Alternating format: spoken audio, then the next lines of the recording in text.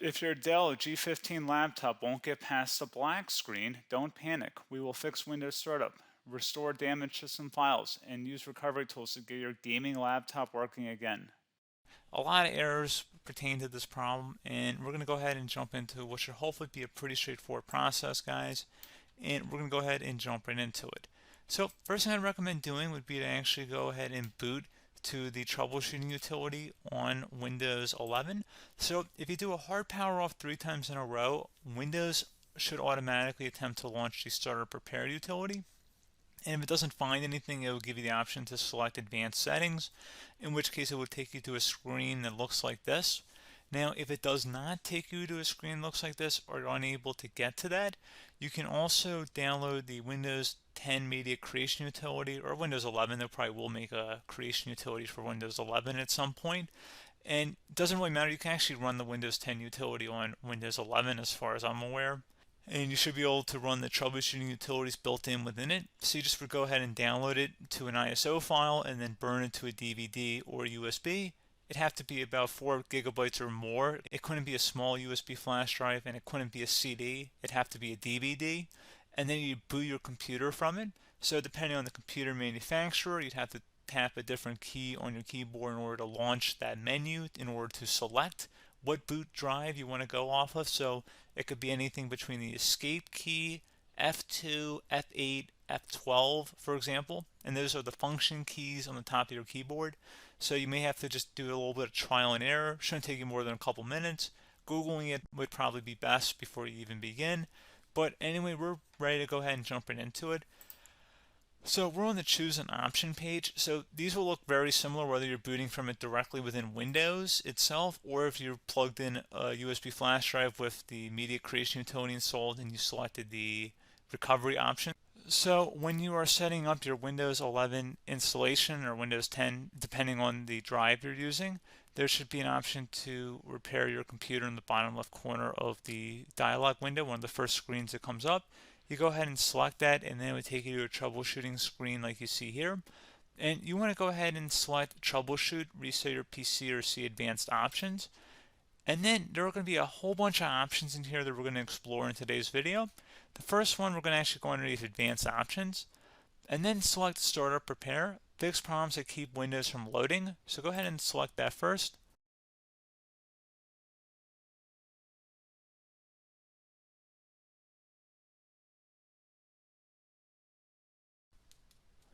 Okay, so you can see it could not repair our PC. That was our first option we could try.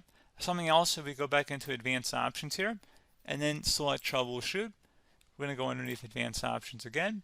You can go ahead and actually access safe mode by selecting startup settings. And then if you select the restart button, you have the option on the screen, select safe mode with networking, which will give you a key on the screen. It'll tell you which key to press to enter that. I believe it's the F7 key. It'll do that for you. I'm not going to go over that in today's tutorial because I don't really want to go into safe mode, but you're more than welcome to attempt that by going into here and then selecting restart. Again, it'll launch another screen. It'll say what key do you want to press, and it'll give you like 7 or 8 different options, and you want to select safe mode with networking. There's also an option for a command prompt too, but that's going to be something we're going to cover later in this video, and we don't even have to go through that in order to access it. So that's why I'm not going to really push for that, because unless you know exactly what's causing the problem, you probably don't need to go into safe mode. Unless you're trying to recover files, in which case then you definitely can go into safe mode, but we're trying to actually recover our computer here. So I hope that makes sense. Something else we can also try here as well would be to uninstall updates, remove recently installed quality or feature updates from Windows. So if you go ahead and select that, you can uninstall the latest quality updates, which generally is the more day-to-day updates. Feature updates are the less regularly released ones, like the big ones. I would equate it to service packs in like Windows 7 and Windows Vista and Windows XP. So larger updates that occur once or twice a year at most.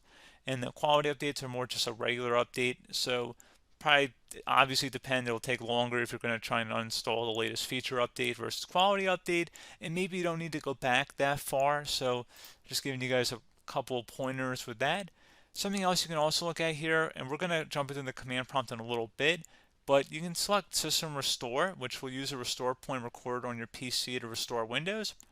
And this is something I would highly recommend here, guys. So select next. Assuming you have a restore point saved on your computer, you go ahead and select the most recently created one, and you'll select next, and then you'll select the drive. You shouldn't actually have to select the drive. You can scan for affected programs, but we're going to keep it all default here, and then we're going to select finish. So once started, system restore cannot be interrupted. Do you want to continue? I think we're going to select yes. I don't think we have anything better to do on our computer right now, so just give it a moment here to initialize. It will take a couple minutes to run, obviously depending on how large your hard drive is and how much is saved on the system restore point. So just give it a couple minutes here.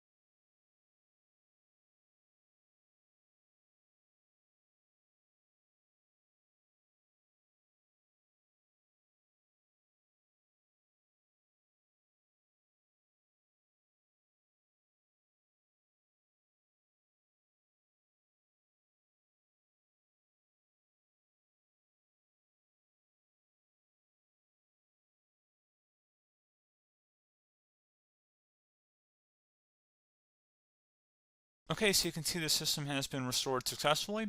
We're going to go over a couple different methods in addition to that if that did not work. So I'm just going to pause the video and we're going to start back on the recovery screen that we started with. Okay, so a couple other things we can try here too. If you go back into troubleshoot, you can select reset your PC, let you choose to keep or remove your personal files and then reinstalls Windows.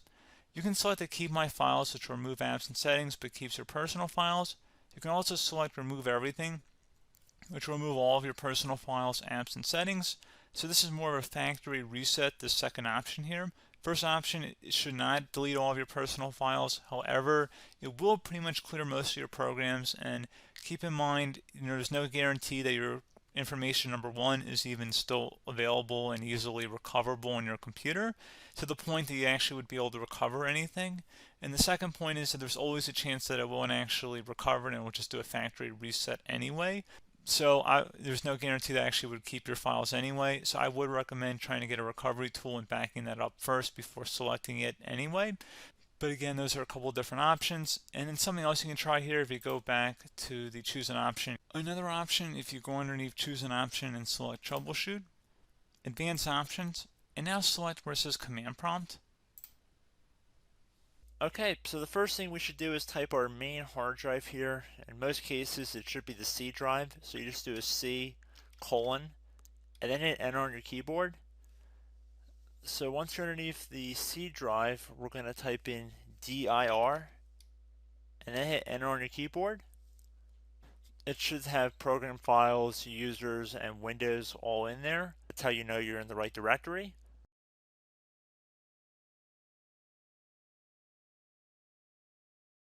In some cases, it might be the D drive as well, so just keep that in mind.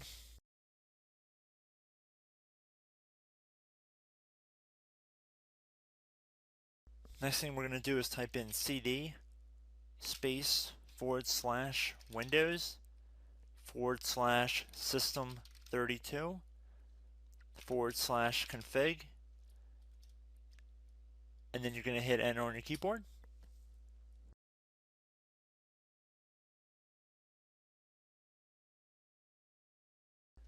So now you're going to type md space backup. If you've seen other tutorials, it might also say to put down md backup. That's because the backup name is pretty common when you want to back something up. So you can name this whatever you want, doesn't have to be backup. So if you've already made a backup folder in the past, you could do backup 1, for example. So once you're done setting the name you want the backup to be called, hit enter on your keyboard again.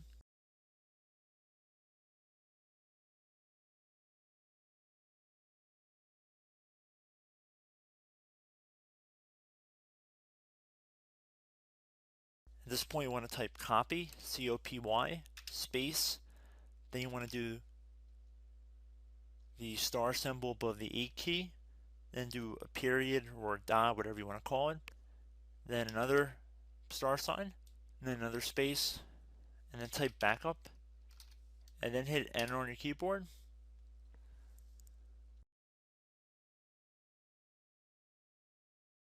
Now you want to type CD reg back, R-E-G-B-A-C-K, and then hit enter on your keyboard.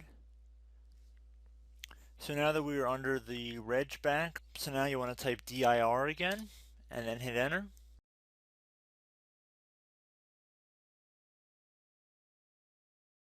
So now at this point we're going to type copy again. So copy, space, star sign,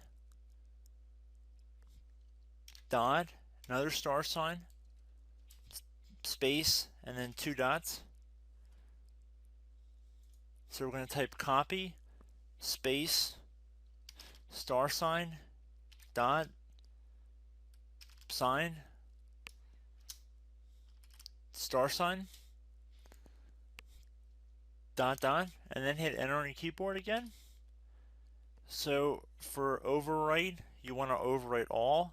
So type A on your keyboard, so capital A, and then hit enter on your keyboard.